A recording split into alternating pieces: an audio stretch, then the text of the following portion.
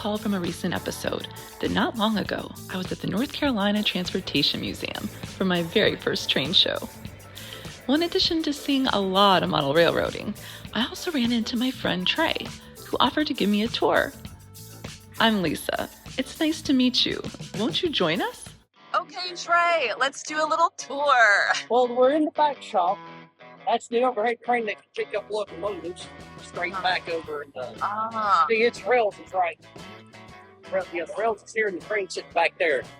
All right. This is where heavy repairs were done. Interesting. And this is Southern Railway's largest shop, or it was, between Atlanta and Richmond, Virginia. So, named after Samuel Spencer, the railroad's first president. Here we go. Some big old G-gauge trains. Oh, here's a Peabody Airlines thing. Oh, little bit of nostalgia. There's the DC-3. Oh, That's still under yeah. And its wings, or part of them's right there. Oh. And the propellers and everything are just behind that post right. Oh, my. I think they're actually going to try to hang it from the ceiling when they get it done. I think that's the plan out there. Oh, look at all these old fire trucks. Cool. I think all these are from North Carolina. This one's Spencer, which is the little town we're in right now. Yeah. There's the info over it. I'm not sure where that's from, but that's that truck right there. Very neat. Military. Hi there. Here's a 1940s Thomas school bus. Ah. Oh my God, look at this little baby. Oh my God. Still. I was going to almost say N, but no, it's not even N. It's like, it's the tiniest of the tiny. Okay, just so you get a sense of things. Like, this is HO. fun. Okay. That's a 1940s Thomas school bus. Those are built right here in High Point, North Carolina. And so those were built at it used to be called the Thomas H, or the Pearly H. Thomas Car Works. They used to build streetcars. They had them for Charlotte. They had them for New Orleans, a couple of cities in the Southeast, and then they got a contract from the state in the 1930s to start building school buses, so they started building buses after that. That's so interesting. You are a wealth of knowledge. But yeah, they've built school buses since then. So there's actually, I think, a preserved streetcar or two. I think there's one in New Orleans. There's one in Charlotte that's a Thomas built trolley car. That's still wow. But there's not much difference in building a bus body and a streetcar. Oh, we even got boats here. Boats, a little. Oh my gosh, these like covered wagons and. I think these are reproductions of Native American style. Wow. Okay. I know you're on a time crunch, but I showed you the outside around us, but you got to see the Russian decapod that's out here. Okay. Oh my gosh. Oh my gosh. Basically, a rule of thumb is everything's roughly about half its size of everything. So the smaller you go, it's roughly half that size.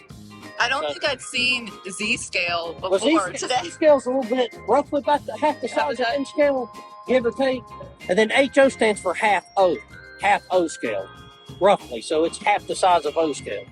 That's... Thank you for explaining all that to our lovely audience here. Oh, North Carolina. That's There's a good shot of overhead crane. Yeah. Now, they got one bigger than those in the shops here, and I think it's at that.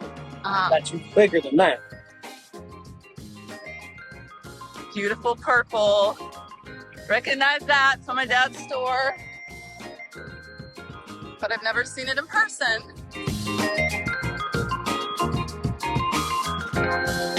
Wow.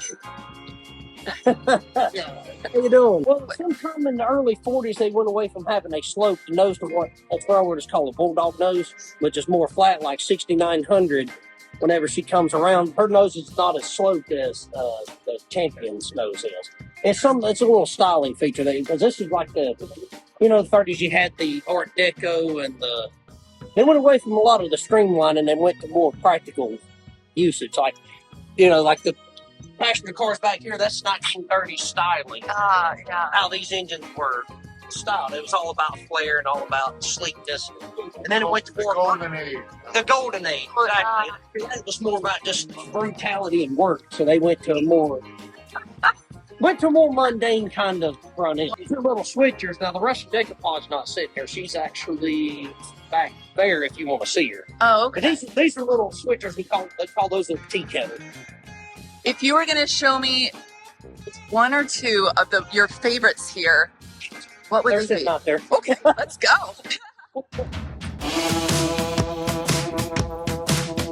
She's what's called a 280. 2 pilot wheels, 4 drive wheels.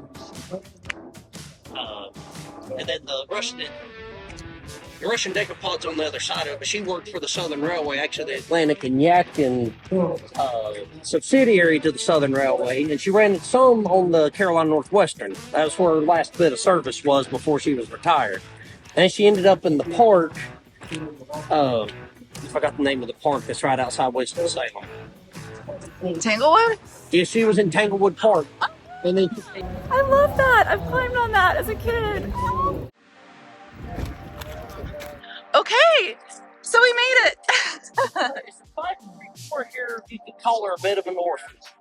Her and about 100 some similar engines were built for use on Russian railroads in the early 1900s. And when the Russian Revolution. Oh, hold on just a second. Okay, carry on, dear. Okay, so she was designed to work for the Russian railroads, and she was built to a design that would work with their railroads, which their railroads run on 5-foot gauge, whereas the U.S. and Canada and Mexico is 4 foot 8.5 between the rails. She was built to 5-foot gauge, so if you look at her flanges, they're wider than a normal locomotive because of that, because when she was manufactured, she was built to 5-foot gauge. And when the Russian Revolution happened in 1917, her and about 100 other locomotives were stranded in the U.S., so they couldn't be shipped overseas. So what they did is the USRA, the United States Railway Administration, which was running the nation's roads in World War I, took these locomotives, sent them back to the manufacturer, had them re-gauged to 4 foot 8.5, and sent them out to various U.S. railroads, and 544 was one of them. So she's unique among her similar locomotives in the fact that she was designed for Russian roads, but she was used in the U.S. I love that you explained that, like the history behind it all and what the terminology means. There's other engines like this one, but this one is unique in the fact that she's got wider gauge wheels than most engines in her class because she had to be re-gauged. So. But she worked for the Seaboard Airline Railroad and their subsidiary road, the Gainesville Midland out of Georgia. And the Seaboard comes through North Carolina. Where all does the Seaboard go? All over the Southeast. You had Virginia, North Carolina, Georgia, Alabama, and Florida was the Seaboard Airlines territory. And then ACL covered the same territory, and then in 1967 they both merged, and you got the Seaboard Coastline.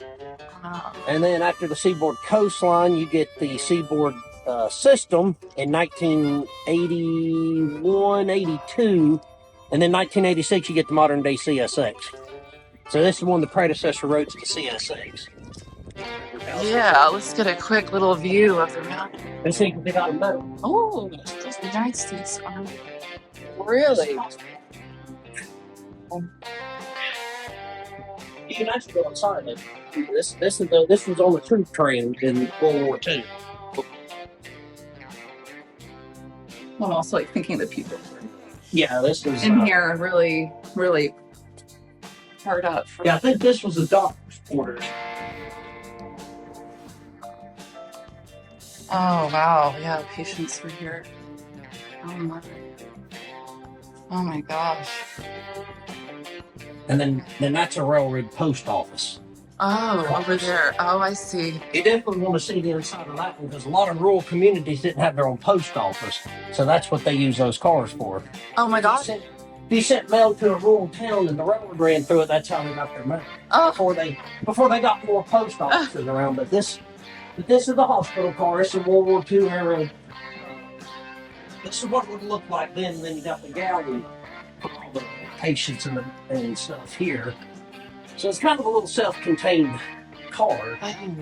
Yeah. And then that's a little what they call a boot bug. Little bug, and then this is the mail. Yep, and this is the RPO car, the Railway Post Office. This here, if they had mail, they used to have a stand. They don't have one here, but they had a stand that was beside the tracks that would have a bag of mail on it. And if the train didn't make a stop, the hook would snag it right off the hook at speed. And then the postmaster would throw the bag of mail out at the station. Oh. But this is what the inside of it is. Well, yeah, this is how you got your mail back in the 20s and 30s and the 1900s if you didn't have a nearby post office. So you'd have mail clerks standing here putting mail in, and yeah, it just operated like a little post office on the rails. This is so cool. Again, there's a lot of history you learn and an appreciation, I think, by learning about trains. Because, I mean, now we got a post office on just about every corner, but back in the day, we didn't have that. Without the railroads, a lot of communities didn't get their mail. So, but this is an overall rail network from 1915. So, but this, I'm pretty sure, I think this is the route of most of the RPO cars. So, a lot of your major main lines, they would put an RPO car on. I will definitely have to come back, that's for sure. There's so much more to see that I'm just not even going to get to today. Oh, Gotham Transit. Well, this makes me think of my dad's Gotham Transit. This is where they do all the restoration work. So how is it that you got into learning about all of this? Lots of study and being a bookworm and a love of history. History. But why trains specifically? Well, to be honest with you, it's big, it makes noises, and I just fell in love with it. And I've liked it ever since. Thomas the Train's what we're going to do. What was that? Thomas the Train. Okay. That's what got you hooked. Started. That is where it started. So, but this is more where they do the restoration of passenger cars and their locomotives and stuff. They actually did the restoration of 611 here. Oh, the second time that it got back up and running. This is that's special. Restoration work. So.